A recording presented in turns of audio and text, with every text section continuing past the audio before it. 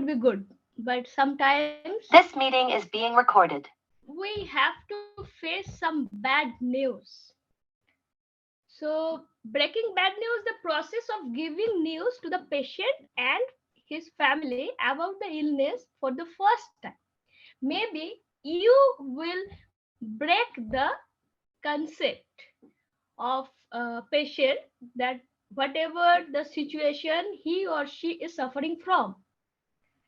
So, making aware of patient and family about the diagnosis, especially cancer, and that is actually called breaking the bad news. So, how will do break the bad news?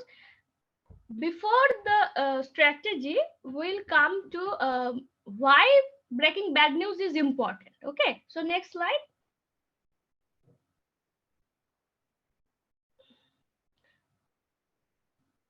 Why communicate bad news? So first, closure of life business. Here is a personal issues. So many times maybe have some patient has some plan like settling finances, like he or she have to pay their debt or any financial crisis or situation they have to fulfill, they have to cover. Maybe the patient wants to give their will to their son, daughter, or spouse. So that time they have some plan. Maybe the patient will think that when I am going to die, that time I will give some so thing or my ornaments, my will, my properties, my something which is actually valuable to the patient, that will give to the patient's family member. Or in time bank account password, so many times we have written in our one book so that we can remember the things, but when the time is to say goodbye, that time we have to hand over to this part to our next generation. So that time patient will have to give this account password to their next generation, maybe their children's education or marriage. Maybe that time patient will not present on this occasion, marriage or education, admission in college time. That time um, he or she can give one amount um to the patient's daughter so that they can utilize this amount for this occasion or purposes. So we have bucket list. No, do you have bucket list? I want to go to this place before my death. I want to do this. I want to experience these things before my death. So that will that comes from our bucket list. So maybe patient have some, maybe patient wants to go their maternal houses once before their death. If possible, we'll encourage. Then some memories. So many good memories we have, but we don't have time to recall it. So sometimes it is important to remember our memories, to discuss with our memories and relationship. That is very much important for us. That a time to say, I love you. Maybe to our spouse, maybe to our daughter, son, nephew, our grandson. Because maybe the patient doesn't have time. Before going to, before leaving this place, the patient want to say, I love you. It's time to say goodbye. Next, forgiveness. Maybe so many times patient did not do the right things. Now he or she can realize that whatever I did in my past, that actually wasn't good. So now I want to ask for forgiveness from my family member, or I want to forgive whatever he or she did to did anything wrong things. we think, the patient thinks, that time it is important to everything settled before going. So that is important for their patient's personal perspective to know the why, what the stage he or she is suffering from. And next one is hospital hopping or doctor shopping. Maybe expectation versus reality mismatch. So many times patient has some expectations that maybe my wound will be cured, maybe my lymphedema will be cured, but what is the reality? Lymphedema will not be cured, but will take care of the lymphedema so that he or she can walk or do anything properly. Wound will not be cured, but we do care, we do dressing every day to take care of the patient. So sometimes wastage of precious time, health, and resources. Maybe sometimes patient family will ask you that the disease will be cured, or can we give this amount of money, because we are very much poor, so we don't have so much money. Still my uh, daughters want to take admission from this side, from this college, but we don't have so much money, so shall we spend this money for this purpose? So there is some wastage of resources. And also so many time patients have some investigation, but there is no point to do this investigation. Already he or she knows that the stages of the cancer or diseases, but still he or she wants to do some investigation so that they can make the clear sense that whatever cancer or disease condition spread or not. So next slide please. And here is barrier in relationship. So wasting precious time in pretending normalcy. So many time patient spouse or that daughter, son, they want to, no, no, no, don't do, don't tell sister. Um, Always at our home, we are pretending that everything is normal so that my mom or dad will happy that he or she has no disease. He or she is fine, absolutely fine on medication. Wasting opportunity to strengthen the relationship, maybe they, and also wasted opportunity to mend the relationship. They don't repair their relationship because there is a barrier, no? Maybe patient don't uh, the patient, sometimes patient don't, maybe patient can realize that he or she has something that is serious, but their family member hide from their side. So that time patient, there is some relationship barrier between patient and their family member, being accused of not caring enough. Still they are doing so much beyond their capacity, they are doing everything, but still patient accusing them because maybe why you were not taking me another hospital, another doctor, because there is no point, no. So we have to tell the truth. Being accused, there is some painful memories, maybe in past, maybe they are not, they will not cope with this situation after listening this bad news. So many fear of acceptance, fear of death, fear of incurable diseases.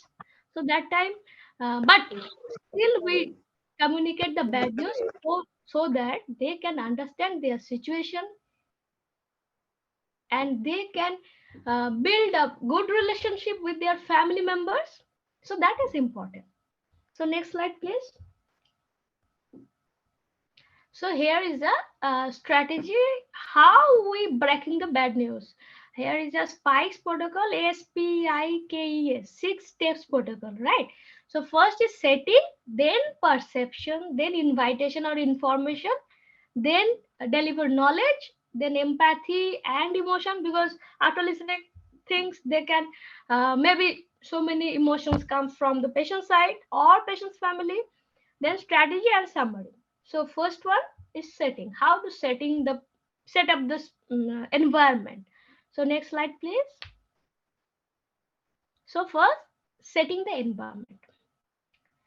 First, we didn't say to the patient in front of everyone, okay, Mr. X, you have cancer. Do you know that? We don't say like that. First, we setting the environment means first provide privacy. It is important. If patient before the deliver the knowledge, before breaking the bad news, we have to uh, assess the already we go through the patient file, that so that we can have a clear idea on their diagnosis, treatment plan, prognosis, what will be the care plan. So we have a clear knowledge about the patient scenario, and we have to understand the family tree, so that who is the most important for the patient in her or his family, so that and how means what type of relationship he has with the family members, that is important. So first, provide privacy. Introduce yourself. Who are you? Why you are telling the truth? Why you are breaking the bad news? So first, introduce yourself, so that you and you can maintain a relationship with the patient, so that maybe patient will trust you to listen properly. So here is important. And then maybe patient, you can ask patient that uh, do you want to have anyone from your family member with you during our conversation? If patient will maybe here is a scenario of the Mr. Dulal, and he is only 10 years old, and beside he is actually his grandfather. So that time will allow his grandfather to stay with him, so that he can trust or he can ventilate. So ensure no interruption. When we'll do this, we don't unnecessary interruption will avoid, and provide comfortable space, create a welcoming environment. First we have to assess the patient perception. First we have to setting this environment, so that we can start the communication. Okay, so next slide please. So perception, prepare before speaking. Now you will setting the environment. Now you will proceed to perception, means you prepare before you speaking and ask about patient's perception of what is going on. Assess the patient knowledge level, like uh, do you have any idea whatever you are suffering from, or what disease you have, or what condition already you have. So we can assess details in details that already patient has any knowledge or not. Maybe patient has knowledge, maybe patient um, will tell you that yeah, I know here is some swelling on my cheek, but maybe it's a tumor. Okay, and now you can ask that what is condition you have, do you have any problem, do you have any symptoms, so that we can ask open questions, so that we can communicate properly. We can give the scope to the patient, so that he or she can ventilate, right? So next one, next slide. Next, invitation. We have to invite the patient in our communication. Ask question to invite the patient into conversation, and ask how much information patient wants to hear. First, already we have assessed the patient knowledge. Now we ask patient that he or she wants to hear or not. Maybe you will ask like this type of question, that Would you like to allow me to explain further about your disease condition? Maybe patient, yeah, sure. Then we'll provide information. If patient, maybe patient has right not to hear about their diagnosis, about their disease process. So we have to stop and end the conversation. If patient wants to listen, that time we will proceed. Okay. So next slide, please. So now we are moving to giving knowledge. First and foremost things is you have to give some warning shot so that patient prepare himself. Like, oh, already you have told me that already you have a swelling on your cheek, right? But it is a little difficult, and it is more than swelling, and maybe it's getting to worse. So would you like to know more?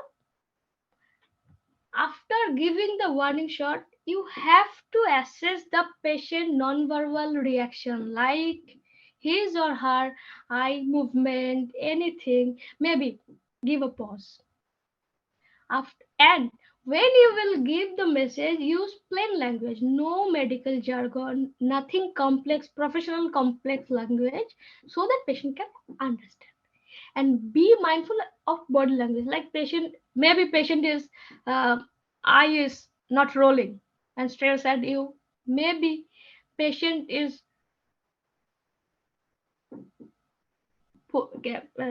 have, maybe patient will you can assess facial expression that there is any fear of listening. Maybe maybe patient is thinking that whatever I was thinking that time, is it? Get to the point. Give information in small chunks. One by one, you can give. And before giving all information, you have to assess the patient and wait for the reaction. If patient tell you, if patient tells you that no, I don't want to listen this, end the conversation again. But need to need to be told that already when patient wants to know the truth, that time will be with him or her. That time we can again arrange a conversation, but it is not a only one setting. If patient, be prepared so that patient can take this through a long process, so that his or her mental stability will be fine. And use teach back to verify the message was received. Already, maybe already you have told that that tumor, your report will show, already shows that you have uh, uh, cancer in your buccal mucosa, the point cancer. So whatever I am already I have said, do you understand that? So what type of cancer you have, what is the name of your disease, do you know the disease? And you ask and verify that already whatever information you already have given to the patient, he accept, receive properly, or maybe he or she was thinking different thing or different uh, ideas. So that is actually given to the wrong information to the patient, so maybe that is not going right. Okay. So next slide, please. So after delivering the knowledge, so many emotions arises from the patient side or patient's family, and be prepared for patients and family's emotional response. Maybe anticipate fear, anger, sadness, denial. Maybe patient didn't want to accept the truth. No, no, no, no, no. I don't have cancer. You were wrong, sister. I don't have cancer. Guilt. Why God gave me like this? Why God has chosen to give this. And be mindful of your own response. Sometimes patient become angry and you become angry. Oh, no. Oh, no, no, I don't want to say like that. This is the point. Actually, I don't do that. Just be there, calm, quiet, and be mindful of your own response. Means your facial expression, your eyes, facial expression, non-verbally, whatever you can show to the patient and comfort the patient. Means you can touch the patient.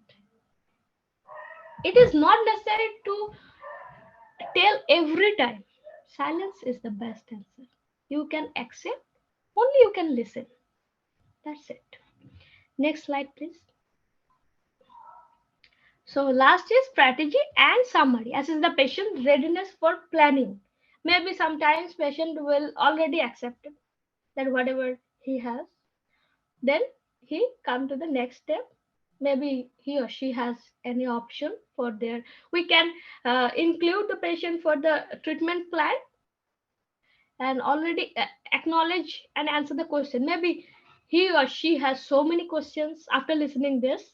So we have to acknowledge this. And then again we teach back technique and follow up. Okay, we'll discuss again. If you have any queries or if you want to clarify more, then we'll again, so we can then we can finish our first setting. and and we will keep in touch with the patient and family member, right? Okay, next slide. So how to handling emotional reaction and difficult question. We are not God. Neither we have all the answer. And first, we need to admit that we cannot solve everything. And patient has every right to express their emotion. Okay. So next slide, please. If patient cries, sometimes after listening so many things, patient will cry. Patient starts crying. So allow some time to cry. You could say that I can see you are very upset. Could touch the patient appropriately. Maybe you touch the touch on the. You can keep your hand on the shoulder or here. You can touch the human touch. That is very much important. After a few moments, you should continue talking even if patient wants to cry or continue to cry. That time we can, okay, already so many things already you have this type of problems. Maybe this pus or bleeding comes from your wound. I will do the dressing, and you have to do dressing regularly so that we can move to the treatment plan or care plan, so that patient, if patient wants to cry, then allow sometimes, then we'll again try to communicate. Maybe patient that time will share something to you and keep maintaining confidentiality that time. Okay. Then next slide. Now if patient angry, then no. You're like, you don't tell me the truth. You are giving me the fall. Already before I have realized that yes, I have cancer, but doctor didn't say this. Why? Maybe patient will get angry, but defensive or irritation with patients are unhelpful. Means you that time, okay, no, that is not okay. Don't worry, you are happy. Maybe you are not cancer, and you escape the situation. Don't escape the situation. Be there. Acknowledge patient position. Maybe you can be empathetic. Acknowledge the patient's position and avoid talking about if patient anything will trigger the patient's emotional angry anxiety. That time we will stop. We have to stop. If patient will allow us to discuss or do explain, to listen more from you, that time you can give information. You will ask anything, you will give treatment plan, you will give anything that is uh, already patient wants to know, that time you will. Otherwise, stop. Maybe give the scope to ventilate, so that patient will, because we are doing palliative care, that is total care, no. We have to maintain physical care, emotional care, social care, and spiritual care. No need to give everything. Maybe we are start, if patient will ask you that, oh, why do the God, why give me this pain, God? And now you start preaching like any philosophical information or any moral values. No, it is not important to tell every time. And sometimes as a healthcare professionals, we will try every time to give the solution, give the answer to any difficult questions. So first, silence is the best answer. Maybe patient will not want to listen anything from you. He or she wants to ventilate their emotion. So allow them. Okay. Next slide, please. If patient refuses accept diagnosis, no, I don't. No. Cancer never happens to me. Explore reasons for patient's denial. Why patient is denied to accept this? First, we have to explore. So, through a proper communication, we can explore so many things. Do not be combative. You start arguing. No, you have cancer. Already report shows that you already have cancer. Why you don't want to accept this truth? No. Be patient, calm, and quiet. Appreciate that there is an information gap. Maybe he or she has no information, so there is information gap. And try to educate the patient. We have to educate, no. We have to tell the truth, but not in any, so we have in time, so we have to give the information for a little time. No, we have to give the information slowly, so that patient can accept. And check the patient has a clear understanding of the problem. Empathize, always be empathetic. Okay. And get family members involved if appropriate.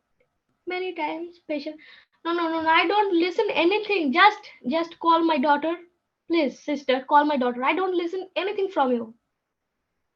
So that time, that is not, that will not be effective that time. So first you call the daughter, so give them time for ventilation, then we'll discuss if patient wants to know. And actually give the time to adjust the new information. That is, information cannot be overlapped. Okay, so next slide, please. So another point is collusion, a conspiracy of silence. In our India, so many scenario that patient's family would not like to know the patient about their disease conditions. And it is rarely patient himself don't want the patient's family member to know the disease condition. So whatever it shielding information from the patients and their family, that is actually collusion.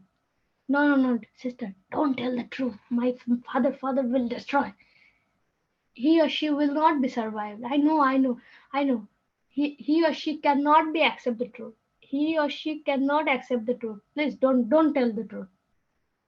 So here is a collusion. So how will we manage the collusion? So next slide, please. Why patient? Why patient's family don't tell the truth? Actually, we have to assess that family is trying to protect their loved ones. It is a showing of their love to their loved ones. The relative believe that the patient does not know the diagnosis, may or may not be true. The patient will give up and die if he comes to know the truth. Maybe my father is fine already. We have told so many times that Papa, you are fine, no need to worry, you are absolutely fine, and father is doing everything, uh, but if my father will give up and die if we are father know the truth, maybe coping mechanism of the patient will fail. They think that already my mother had a past history, and that was not good. So maybe my mother is now very happy after uh, my job, and now we are economically stable. But if you will tell the truth that already my mother had stomach cancer, my mother will not cope up with this situation. Please, sister, don't tell the truth. Actually, we are family, no? We are wants to. It's our responsibility to shield our patient. We take care of the patient. And next slide, please. Do not challenge their belief. No, no, no. You. Maybe you are the son of this guy, but you don't know. It's we have to tell the truth because the patient has right to know this. We don't tell like that because we patient and his or her family members, we are the part of our care plan, so we cannot exclude the patient's family. We have to invite the family member into our conversation, right? So do not challenge their belief. Next slide, please. So first agree to collude that okay, I can understand that you you have so much affection, love for your spouse or for your father, mother, but here is this situation, so that maybe patient is our first priority. So if patient wants to know about their diagnosis, so we have to tell them. But here is some steps, not necessarily we have to give them information at once, but we'll take you also with us, and then you and me will reveal the truth. Maybe he or she has some last wishes, maybe he or she has some work to finish before his or her death. So we have to tell the truth, so that maybe you are doing so many things, but still your mom uh, told that, oh, no, my son is not doing anything for me. Maybe so many treatment are there now, it is curable, but my son is not doing anything. So maybe here is your relationship barriers in relationship, yeah, relationship gap. So before living, you have to maintain your relationship. And maybe you are professionally economically drained out. Maybe you don't have time to hug your mom before she is going. So first, uh, after telling the truth, after accepting the truth, you can cry by hugging your mom. So it is important because not only patient is important to us, but also you means family member is also important to us, because um, it's a team, and your emotional uh, stability is also important for us. So first, you and me will do, and we will reveal the truth, so that patient will accept you and us. Next slide, please. Next slide, please. So first, earn the family's trust. Listen to the family, build a relationship, then, and after a good communication, we relieve the patient's suffering. So that patient also will get the relief. Because so many times there is a hide and seek. No, no, no, no, don't want to. Maybe patient wants to hug to her mom or dad, but no, no, no, no. I couldn't see my. I don't want to cry in front of my patient. No, no, no, no, no. It's every time. But no, there is no relationship gap, no emotional gap, because maybe it's the time to say goodbye. So before saying goodbye, we have to clear all those things. Next slide, please. And after all things, it is important and necessary for us, healthcare professionals, that do not make this your agenda. Be prepared for your failures. So many times already I have do already I have said so many things. Why you don't accept this truth? Why? No, no, no. You have to accept the truth. Already you have cancer and that is not be cured. No, no, no, no, no.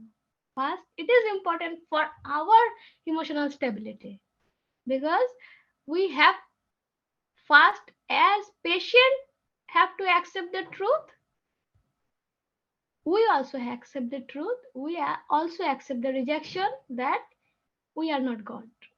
May, so that we can we can do our best, we can give our best, but we cannot solve everything because we are not God. Thank you. So do you have any confusion, or do you want to clarify? So Thank you, Tania, for the session. Anybody have any doubts on this topic? Please ask her. Any questions? So we have received one question in the chat. How to make us feel comfortable in dealing with pollution issue? Sometimes the situation can be challenging. Any framework or strategy that can use for daily practice?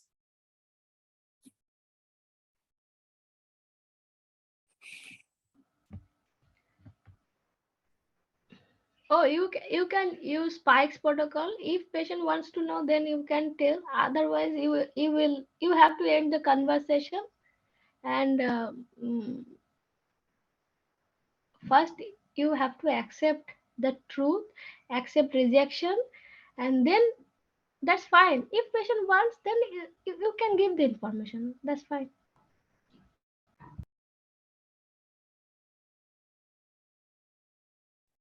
Answer.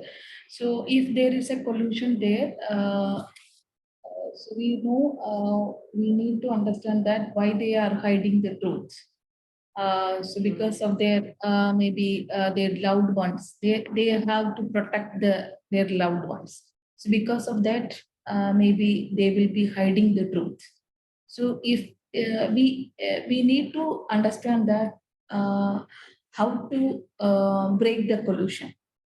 If there is any collusion there, you have to convince the caregivers first. Maybe patient as well as the caregiver is colluding. Sometimes both part will be there. So if there is a collusion there, first you have to convince the truth. So you have to convince them why you are willing, why you are thinking to sharing the truth, that conveying the diagnosis with the patients. You have to make them understand first, and then they might be feel like, okay, these people go and tell their loved ones, you have a cancer, you have an incurable cancer, like that. They might be thinking like that. So what you can do is you have to tell them, if you want to, if he or she, your loved ones, really wants to know the diagnosis, then we will share the diagnosis, but little bit part. You have to share, not as a full. You have to break, give a small warning shot, that warning shot first, and then wait for another week, and then if they are interested to hear again, then you can give another warning shot. That kind of things you can always, you can use a spike protocol, but the caregivers doesn't know how you are going to telling the bad news to their loved ones. So this you have to tell them and convince them. Then they will accept. So after that, then you have to decide. You have to find out the time, their convenience time.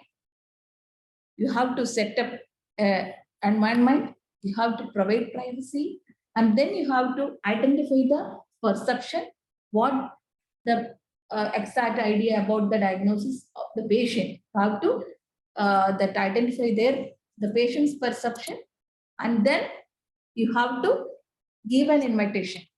Okay, we are ready to convey the diagnosis, convey the breaking bad news. Then you have to call them. Then you have to, before that, before you have called in, given invitation, you have an adequate knowledge about what you are going to tell. Okay, you have to take a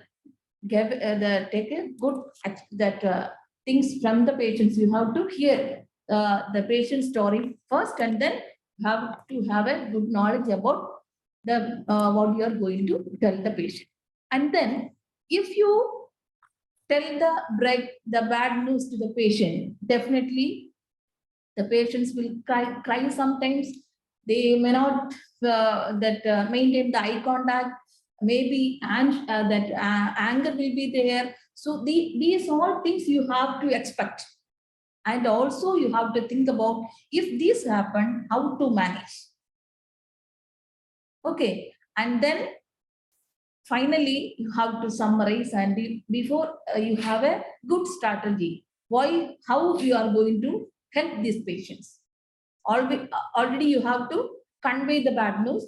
Then you have to summarize what are the ways you support the patient and family. Then they may feel like, okay, these people are there to ready for help them.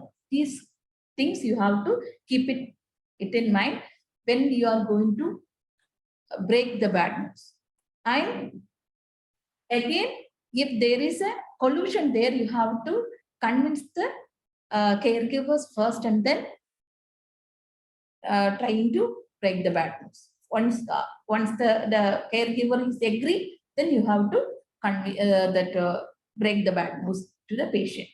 And if there is any denial there, so here we don't want to take it as a challenge. If there is a denial there, you have to leave the patient there and listen their problems, and listen their emotions, and leave the patient there. If gradually the symptoms will worse, and then they will understand that. If you take it as a challenge, it won't good, because it not going to a good way. Again, the patients will ask more questions, more anxious, more angry, more the relationship will be sometimes might be broken. So if there is a denial there, try to explore their concerns, try to understand their knowledge, why they are in the denial stage, and only thing you can do is you have to listen. Gradually they will understand. Okay, Sushma, about you on question. I think your hands is up. Do you have any questions? Hello, ma'am. Good evening. Yes, good evening. Ma'am, as a nurse, Indian nurse not allowed to reveal the diagnosis to the patient. So in palliative nurse, she should reveal that diagnosis, tell with the patient about reveal the diagnosis to the patient. According to the Indian nurses are not allowed to diagnose, reveal in front of the patient. So I want to know about palliative nurse is Okay. do that. Yeah. Tania, you want to answer?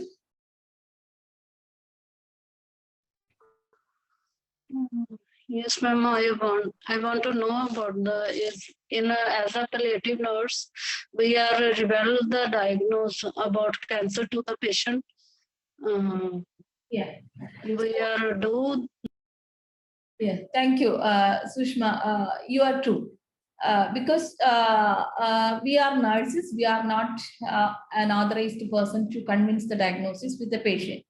But here you can think about the palliative care settings. So when after the curative treatment, maybe after that the patients will refer to you for pain management. At that point of time, the patient doesn't know the diagnosis because sometimes solution will be there. That time also, if there is a metastasis also there. So that time also the patient doesn't know the diagnosis and prognosis. So it's our duty to gradually the symptoms will, the person's health will be deteriorating. So symptoms will worsen, will be worsening. So it's our duty to convince the truth to the patients.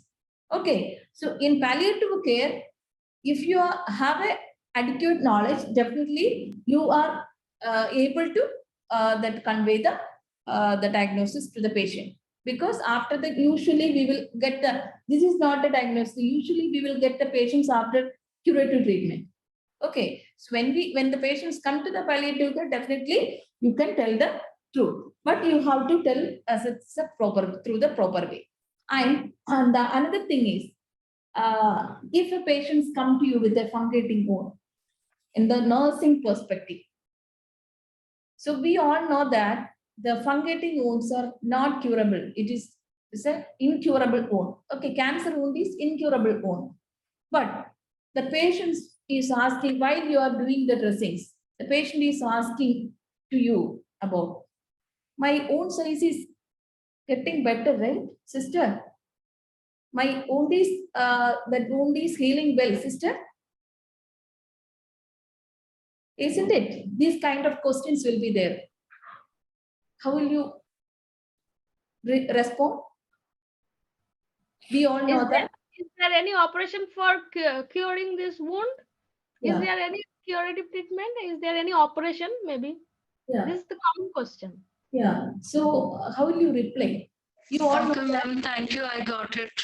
Yeah, these all. Okay, ma'am. Thank you. I got it. I got it. Okay. So no, no. This is for others too. So you have to keep it in mind. We all know that this is not is a curative possible wound. So we are not able to cure this wound. So that time, the same protocol you have to use. You have to identify the perception of the disease. Sometimes they might be thinking that I'm cancer. I know I'm having cancer, but they don't know what is cancer. You have to ask them, what do you think about cancer? Then you will get an idea. Then you have to convey. Okay. I think you all got it. Okay. Any other points? Any other points? Uh, so, yeah, from your experience, Ashwati is asking, from your experience, can you tell how many days will take to develop a trusting relationship with family? It depends. How My how experience only one day. The next day, yeah, that's fine. they will ask my name. They will ask and they will ask the others too. Where is Sister Shiva? So how actually how we build a relationship means interpersonal relationship is important. So how you delivering your message, how you build a relationship with the patient and family, that matters. That matters. And always, so I will maintain That is not actually one day. That is one sitting, one meeting. yeah. So because we have lot of problems inside our mind, but when we see others, because of your pleasant face, maybe make change others. Okay, palliative care is an approach that will improve the quality of life of the patient and their family. What is the approach? What is approach?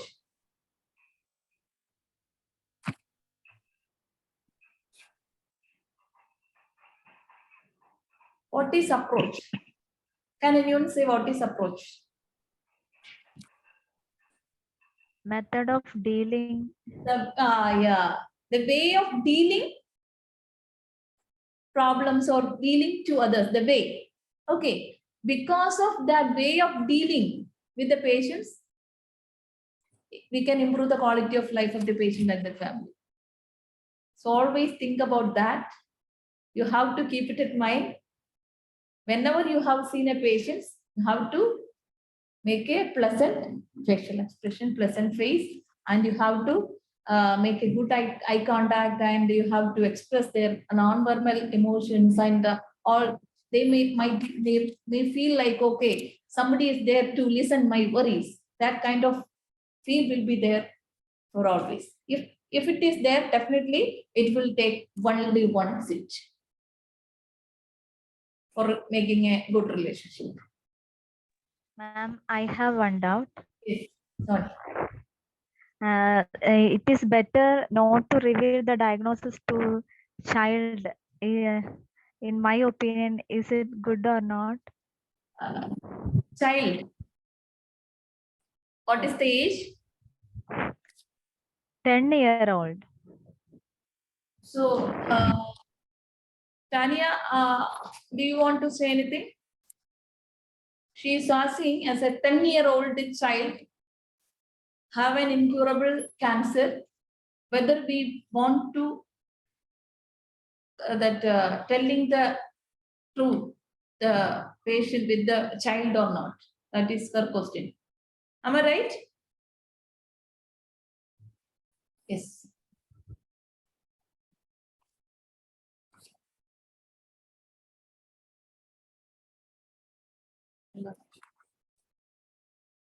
Okay. So, Sony, so that is depends. Sometimes the child will be asking like, what is going to happen? What is going on? So I want to know whether I am able to go to the school. That kind of things will be there. So if there is that kind of questions will be there, then you have to ask the parents' permission first. Okay. You have to take the permission of the parents first. So if that kind of things, usually the parents will come and say like, so he or she is asking, when are I able to go into the school? So what happened to me? Please tell me. So that kind of questions will be there. So I don't know, the doctor, how can I say this is not is a good thing. So these kind of questions will be there, and they will come to us and ask us like this. So some that time, so if the parents are willing to tell the diagnosis to the patients, then you have to think about the patients, that idea that whether the child is able to understand the diagnosis or not. So if it is Okay. not understand, then you can convey the prognosis with the parents. Okay. Thank you. That is depends.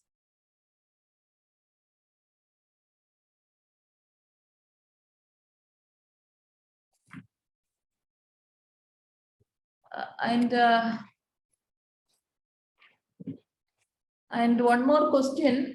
Priya Das said, can the parents tell the diagnosis if they are easy with us? Okay. What do you mean, Priya? That question.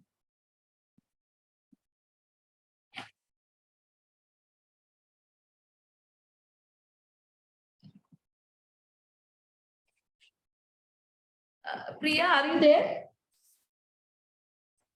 Yeah. Yeah. This is when the say the nurse is not very comfortable, the child is not comfortable with the nurse, but is comfortable with the parents. Can the parents tell the diagnosis? You okay? So you're okay. Yeah, that is true. That is true. So if there are some, usually the children are willing to hear from the parents. So you can tell them, and also you have to train the parents too. How can they tell the child? the ways, simple words. They can use simple words. That kind of things you can educate them before they are convincing the truth. Thank you. So who is the primary recipient of the bad news? Is the patient or the family? And who is entitled or not entitled to receive the bad news? So who is the primary recipient? Both. Here, if there is a collusion there, you have to break the bad news with the collusion. You have to break the collusion with the family. That maybe if the family, the caregiver is colluding the truth from the patients, then you have to convince the family members first.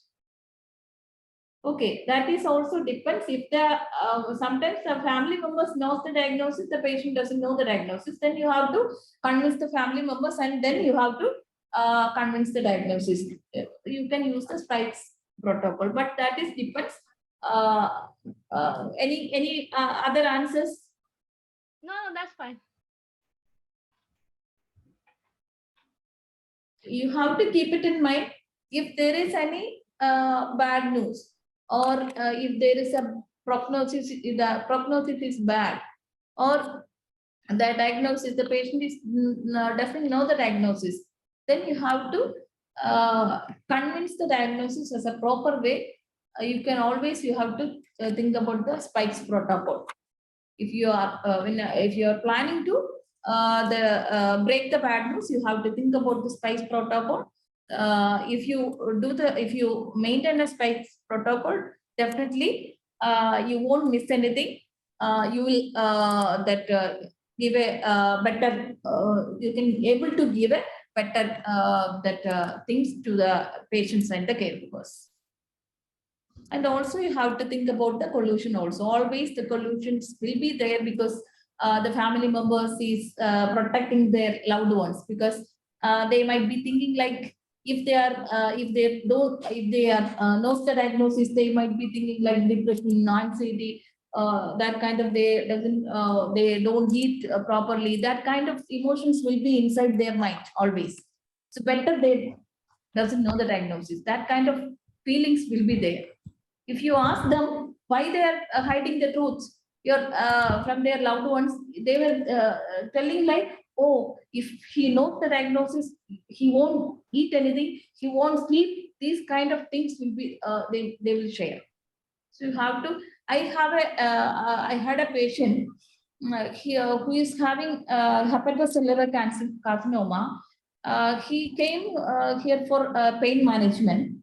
When he came here, he had a metastasis lung mets, hepatocellular carcinoma with lung mets. So when he came here, before entering the OP, the outpatient room, his daughter came inside and tell sister, my dad doesn't know the diagnosis. Please don't tell him. Then I spoke to my colleague doctor. Then okay, then we said okay, we don't tell. Then after that, so there is a collusion. So after that we gave a 10 out of 10 pain score were there. Then we had had given a morphine trial, and then he got that satisfactory pain relief. After that, we had a discussion with his daughter and tried to. Initially, she won't agree. No. He will anxious. He will do anything. He will suicide. That kind of emotions were there. Then we gradually we convinced the daughter, and finally she was agreed. And then we were doing the breaking bad news. The maybe as I said earlier, the small give a small things, warning shot, that kind of things. We already discussed with her daughter, with his daughter. Then finally, he accept the diagnosis and prognosis, then he did like that, like this. So we asked him, why do you do like this? Then he tell us like, so if I have lot of things, I have to finish lot of works, because he is doing business, and he is running two tuition center. He is the primary persons to take care of everything. So this is the time now I understand this is the time to share this information to his daughters, and he wants to feel may prepare the family members too. So why I'm telling this is, if we don't tell the truth, diagnosis and prognosis to the patients, gradually his the health condition is worsening, and the symptoms will be worsening. So that time the patient is, if you that point of time, if you tell the prognosis to the patients, he is not able to do anything. So because of that, if you do it early, so if they want to finish their maybe unfinished business or anything, and anything, if they want to then maybe share with others, so they will do it. So this is the main idea behind that. Okay, ma'am. Yeah. Ma'am, it might be silly, but I'm just asking you for clarification. When you have told a diagnosis or to the patient, and say by 2 or 3 hours, means say he was in the 4th stage of cancer and he passes away, does the parents blame you? Like, I don't know, like say, why did you tell him and that's why he died? Yeah, so this is, yeah. This way So cases get. yeah. Ma'am, in my experience, this is not happened in my 20 years of experience. If what we do is, if you want to convince, if you want to break the bad news, we will break it as a part, something serious. You want to hear that, then we will tell them, so do you have a cancer like this kind of thing? Then still you want to hear more, that kind of step by step you will break. If there is any emotions comes, you have to stop it there, not break it as a whole and one day. So you have to break few things first day, and then listen their emotions, calm them, and tell them, we are there, we are here to help you. So if you have any difficulties, we will be there, we are there for always. That kind of things you have to tell them, and then again you have to call them next week. Then again you have to tell them, break that balance part. Okay, maybe 3 sittings will be there. Okay, thank you for brought up that questions. Okay, we can move on to the case presentation. Shapnam will be presenting a patient story. Shapnam, so okay. Good afternoon, everyone. My name is Somnam Gurung, and I am from Rinchingpong PHC, West Sikkim. Today, I am going to present a short presentation on the topic wound management pressure sore. So, I'll start with patient details. My patient age is 48 years old. He is male, and his diagnosis is chronic kidney disease, stage 3, hypertension, and pulmonary edema. Presenting complaint, patient came with a complaint of shortness of breath, body discomfort, loss of appetite, fatigue, and fever.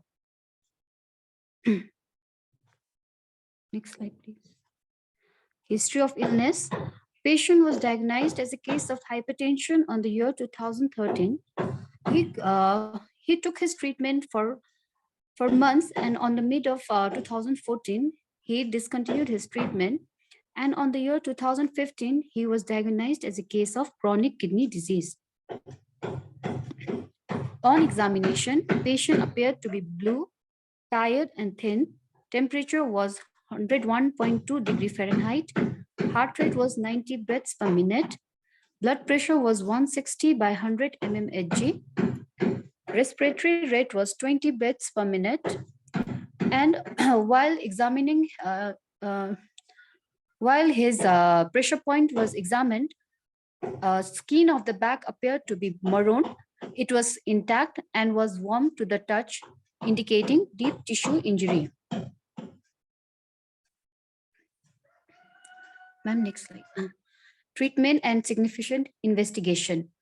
Blood tests were done in which hemoglobin was 8 grams, creatinine was 15.9 mg per dl, RBS was 222 mg per dl. Iron profile with transferrin saturation was also checked, in which iron was 26 mg per dl, that is low, and transferrin saturation was 10% low. Fever profile was negative, and the treatment given to patient was provided with antibiotic, antihypertensive, antacids, and iron therapy for correction of anemia. And the pressure sore, patient was position of the patient was frequently changed. Pressure relieving devices such as was provided. Dressing was done. Nutritional status was improved. Iron-rich and protein-rich diet was given, and irritating moisture was minimized by providing back care. Now moving on to medication. Tablet cardiac 1.25 mg BD was given. Tablet Livogin XT OD was given. Tablet Ditor 10 mg OD for 1 month was given, which was later reduced to 5 mg OD. Injection paracetamol 1 gram IV TDS was given for 2 weeks and later was reduced to OD and SOS. Injection pan 40 mg OD was given for 5 days. Psychological aspects. As patient was unmarried and he lived alone, so I saw there was a decreased family involvement in patient care. Low self-esteem was seen in patient due to poor interaction and care from friends and families, and patient had developed self-worthlessness due to disease condition. Main concern. Psychological support to the patient was needed. Need to involve family and friends in patient care. Improve intake of nutritional diet, improve hemoglobin level and eliminate chances of increase of infection. Explain patient and family members regarding pressure ulcer and disease condition to reduce anxiety and fear. Now moving on to summary. The patient, 48 years old, was known case of hypertension since 2013 and was on medication. Due to self-discontinuation of treatment and negligence, his condition got worse and was diagnosed as case of CKD with pulmonary edema. After investigation, he was advised for dialysis. Being diagnosed as a case of CKD at such young age, he was in disbelief and he started isolating himself and denied treatment for a few days, due to which his health deteriorated and was in complete bed rest. He started developing bed sore. After continuous counseling, wound dressing, changing position every 2 hourly, providing back care twice a day, and educating family regarding care of wound, pressure sore helped in healing. Presently, Mr. Lipcha is on dialysis and is taking proper treatment, and his health has improved.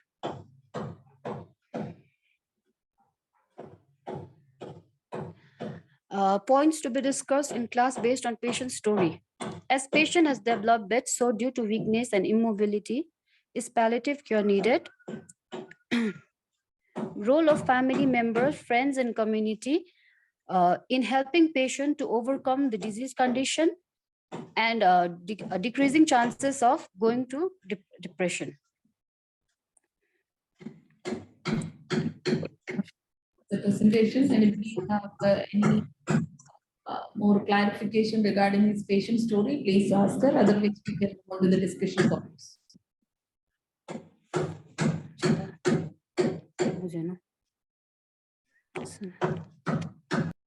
Any clarification? No.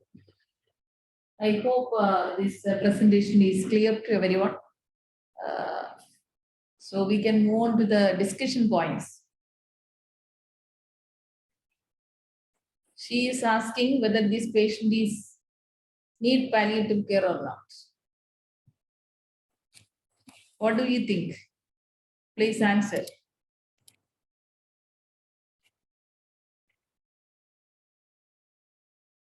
Yes.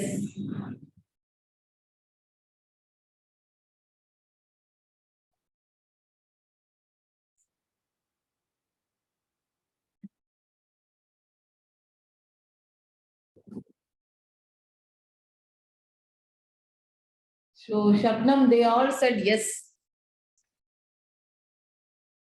So why do you say yes? No, I am asking others. So why do you say yes?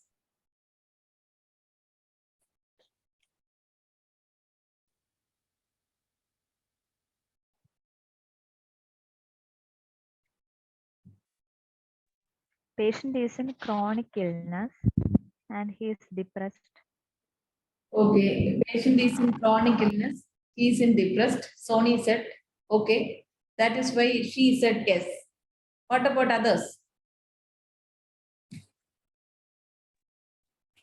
Palliative care means not only it's for physical health, it's for also for psychological need. This patient needs more psychological support.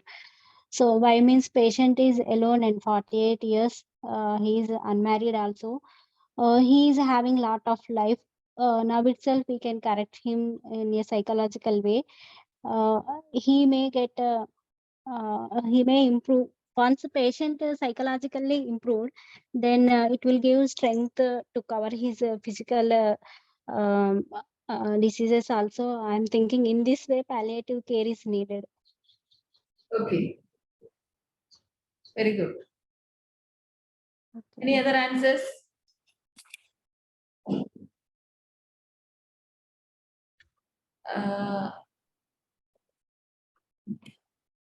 Patient has life-threatening illness and unable to take care of himself. Okay. Then, because palliative care start immediately after the diagnosis, not only at the death point. Okay. He need counseling already. He stopped medication and isolated. Okay. She had someone care about her because no one cared. Okay. So thank you for your answers. As or you said, saying like, okay, this patient is definitely need palliative care because this is a bedbound patient and he has a lot of psychosocial issues. We understand that from the beginning in palliative care is a total care that is for patient and their family and is a total care, not only the physical part. Along with the physical part, you have to look into the other aspects too, psychological part, emotional part and spiritual parts, that social part and spiritual part also. So we have to treat as a patient as a whole. Okay, so total care is needed for this patient. Okay, so from this patient, this is a bedbound patient, and he needs a support. He need a caretaker, and also you have to think about the patient's this patient age, and these things will be inside her mind always, and also spiritual issues will be there. So why I'm getting this kind of illness? I am a good person. So why God punished me like this? These kind of things will be there. So, so definitely, if we look into this patient, we have to give a proper palliative care to the patient, and if possible, you have to give some. You have to think about the rehabilitation parts also. You have to think about how to rehabilitate this patient. Also, you have to think. Any other points you want to discuss? And also, one of you mentioned about palliative care is not at the point of death. So so you have to start from the point of diagnosis. That is the okay. Good. That's it. So you have to think about from the diagnosis itself some palliative care, because that time the patient needs some kind of supportive care. So that you can give some symptomatic management and psychological support along with the curative treatment. So one point of time the curative treatment is not helpful, then you have your palliative care role will increase. So that time you can prepare the patient and the family. Okay, for death, and maybe they will be good in the end of death space. You can be able to prepare the family members and the patient. If you are giving palliative care, start palliative care at the point of diagnosis, then the things become easy. If the patient is like planning for transplant, can we all that patient has to be considered under palliative care? Say this planning for transplant. Which any organ transplantation? Do you think? Yeah, renal transplant. Now this patient is. Definitely. So if the patient is undergone this kind of that organ transplantation, there you have to think about their emotions. They will be in anxious. If possible, you can give some psychological support. You have to tell them what is going, what will be that happened in the maybe next week during the surgery, after surgery also. He or she might be thinking like, okay, so who will take care of me if there is any problem there? These kind of emotions will be there. So if you give psychology, prepare the patient like that, after the surgery also they will feel comfortable, and if he or she develops some kind of symptoms, definitely they will come to you first. They will think about you first.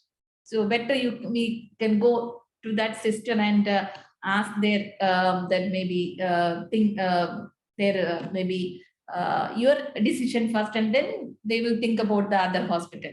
Definitely, if you make a good rapport with the patients, definitely they will think about you first.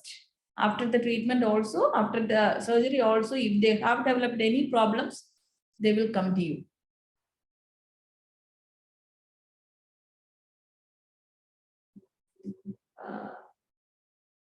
Got it?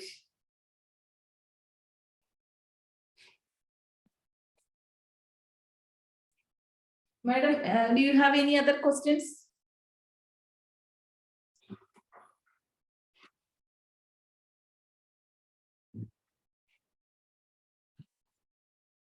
Anybody have any other questions?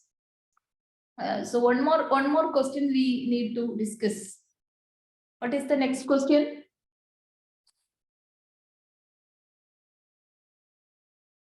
Anybody know? How can we give a community involvement, maybe role of family members, friends, and community in this patient care? Okay. So what is the role of family member for this patient? Go to the previous slide. What is the role of family member? The main aim is he is self-discontinued his medication. Because of that self-discontinuation itself, he developed CKD. So we need to explain about the proper care in taking medications and all. What is the importance of continuation in taking medications? If won't take properly, what and all he will get in future. We need to explain them correctly. If patient he won't think properly, we need to tell to the family members or his friends about the importance of continuation of medications and treatment. Through them, we can give counsel means it's good, I am thinking, ma'am. Yeah, so that's correct. As Sujita ma'am said, you have to think about the patient side first and counsel the patient and the family, and you have to tell the importance of treatment, curative treatment first, and convince the family members and the patient. And if they have any major concerns there, you can try to convince them and try to clarify them, and then they will understand, okay, if we are not taking proper treatment, it will be affect their health. So that kind of things they need to understand. And also you have to think about the role of family member in this patient is, if there is a psychosocial issues there, definitely the physical distress will be increased. If they have a physical distress there, always these kind of patients will have some physical distress. If they have a psychosocial emotional problems there, definitely the physical distress will be increasing. The physical score will increase. So that is why we need to educate the caregivers first. If they have some kind of emotions, if they have the isolation, nobody is there to speak that ready to hear that patient's emotion. So that time you have to think about the community participation, volunteer support. So identify the volunteers and train the volunteers, train ASHA workers, and if possible, they can go there and sit down the patients at least a few hours and listen their worries. And if they can able to do something for the patient, to the patients, they can do whatever they can. That kind of things you can do. And also you can think about the NGOs nearby. If there is any palliative care NGO, non-government organization there, you can connect with them also. So then through them, they will get a home care support. So they will go there and see that patient and give some that advice and educate the caregivers. Here, this patient is having a bed sore. We need to understand that without caregiver support, we can't do anything. If the for a bed-bound patients, we need a caregiver support for preventing pressure ulcer.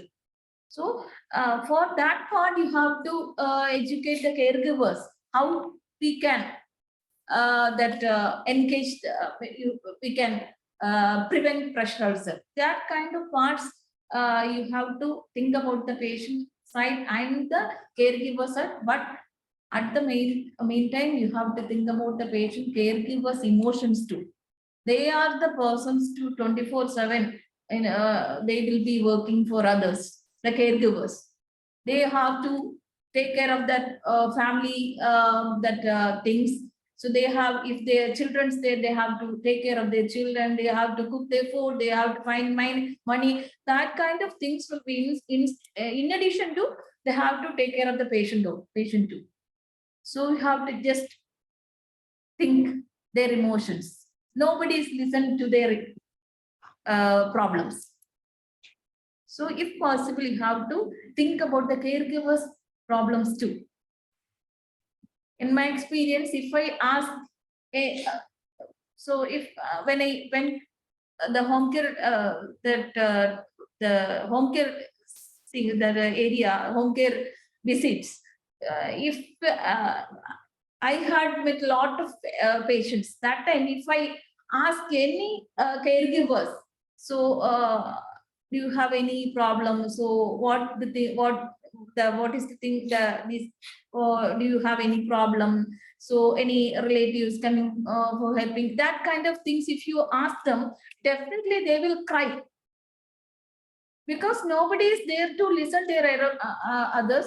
the patient caregivers, and always the relatives and the neighbors and the healthcare workers and come there and blame them.